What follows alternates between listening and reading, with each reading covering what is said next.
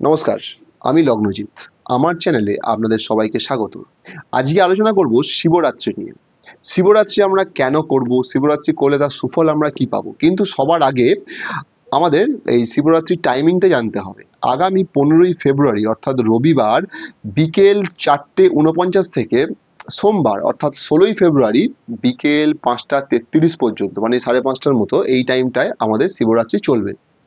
এবার শিবরাত্রি আমরা কেন করব? প্রথম কথা, শিবরাত্রি বা কারা করবে? আমাদের একটা ধারণা আছে যে শিবরাত্রি সবসময় মেয়েরাই করে। প্রধানত অবিবাহিত মেয়েরা, যাতে একটা ভালো স্বামী পাওয়া যায়, মনের মতন স্বামী পাওয়া যায়, বা বিবাহিত মেয়েরাও করেন যাতে তাদের স্বামীর আয়ু বৃদ্ধি হয়, বা তাদের স্বামীর ব্যবসা বাণিজ্য কাজকর্ম ভালো চলে, শরীর স্বাস্থ্য ভালো থাকে। তা কিন্তু নয়। আমরা এই শিবরাত্রিটা সবাই করতে পারে।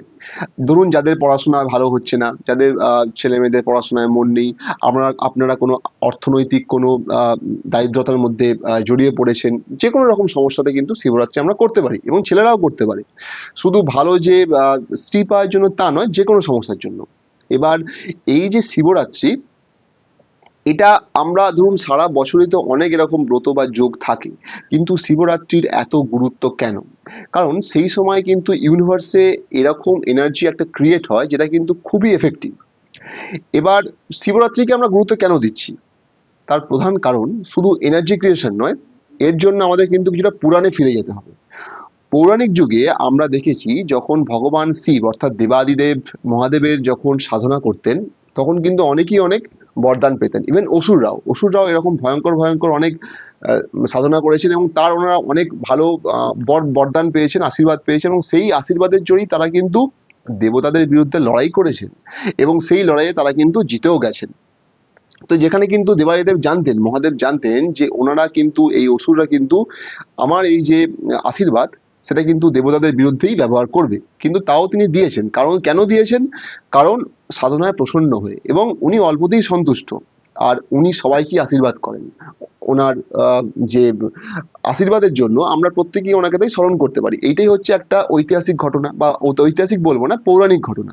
এই পৌরাণিক ঘটনার জন্যই কিন্তু এই দেবাদিদেব মহাদেবকে আমরা সবাই স্মরণ করি। তো এবার হচ্ছে যে সবার প্রথম এই যে আমরা শিবরাত্রি করব, এই শিবরাত্রির নিয়ম তো আমরা মোটামুটি সবাই জানি, যে ধরুন আগের দিন থেকে আপনারা সবাই নিরামিষ ভোজন করবেন, এবং সেই দিন উপবাস করবেন। এবার যদি আপনারা পুরোপুরি নির্জল উপবাস নাও করতে পারেন, তাহলে এমনি ভোজন আপনারা করতে পারেন, খাওয়া দাওয়া করতে পারেন, কিন্তু অবশ্যই সে যেন নিরামিষ হয়।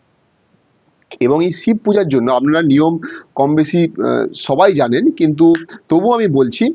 ও এই আম, পুজোর জন্য আপনাদের কিন্তু হয় তামার বেলপাতা বা রূপোর বেলপাতা, বা তামার উপর বেলপাতা যদি আপনারা জোগাড় করতে না পারেন, তাহলে কিন্তু সামান্য 3টি পরিষ্কার পরিচ্ছন্ন বেলপাতা, অর্থাৎ তাতে কোনো ফাটা বা ছিনা কোনো কিছু থাকবে না, 3টে বেলপাতা নিন, গঙ্গা জল দিয়ে ভালো করে ধুয়ে নিন, তারপর শিবের মাথায় সেগুলো দিন।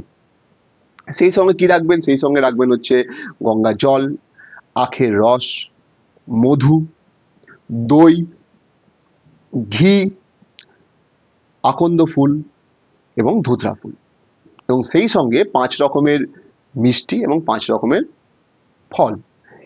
এইগুলো দিয়ে আপনারা পুজো করুন, এবং এই মহাদেবকে ওম নমঃ শিবায়, এটা ওনার সব থেকে একটা প্রাচীন মন্ত্র, সব থেকে একটা মানে পুরনো এবং নির্ভরযোগ্য ওনার একটা মন্ত্র। এই মন্ত্রটি 108 বার বলুন, এবং ওনাকে আপনার যা মনস্কামনা আছে সেটা আপনারা প্রার্থনা করুন। সেই সঙ্গে আরেকটি মন্ত্র আছে, সেটা হচ্ছে ওং রুদ্রায় শিবায় নমঃ। এই মন্ত্রটারও আপনারা জপ করতে পারেন 108 বার। এবং যে শিবের আপনারা পূজা করবেন, সেটা কিন্তু অবশ্যই যেন কালো শিবলিঙ্গ হয়। এবার বলে দিই যে এই শিবের তো আমরা সবাই তো দেবাদিদেব মহাদেবের পূজা অর্চনা করব, সেই সঙ্গে কিছু আমি দুটো টোটকা বলে দিচ্ছি। এই দুটো আশা করছি আপনাদের কাজ দেবে।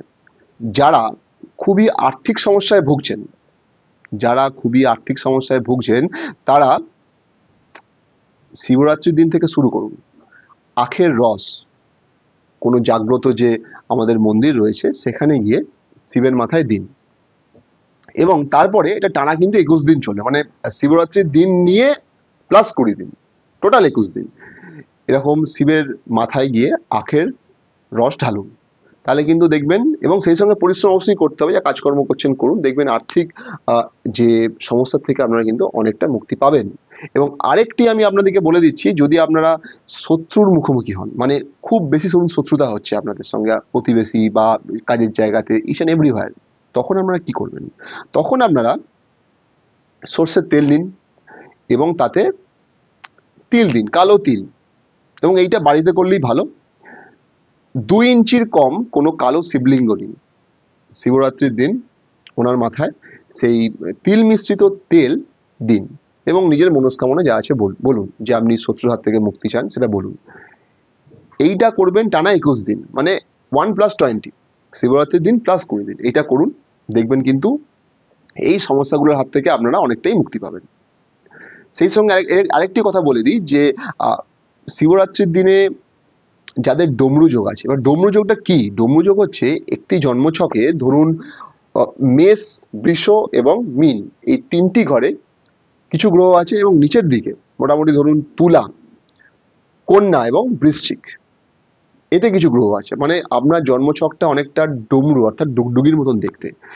তাদের ক্ষেত্রে কিন্তু এই শিবরাত্রি আরোই স্পেশাল, তাদেরকে আরো বেশি করে শিবের পুজো করতে হবে। তাদের জীবনে 35 বছরের আগে পর্যন্ত খুব সমস্যা, আপনাদের স্ট্রাগল, অবস্ট্রাকশন প্রচুর থাকে, কিন্তু আফটার 35 আপনাদের জীবনে একটা কিন্তু হ্যাবক প্রোগ্রেস আসে, একটা হ্যাবক প্রোগ্রেশন আপনারা কিন্তু দেখতে পাবেন। তো এই হলো আজকে মোটামুটি আমার শিবরাত্রি নিয়ে আলোচনা। যদি আলোচনা, এই প্রোগ্রাম ভালো লাগে, তো বন্ধুরা অবশ্যই এই চ্যানেলটিকে সাবস্ক্রাইব করবেন, শেয়ার করবেন, কমেন্ট করবেন এবং লাইকও করবেন। নমস্কার, ভালো থাকবেন, পরের প্রোগ্রামে দেখা হচ্ছে।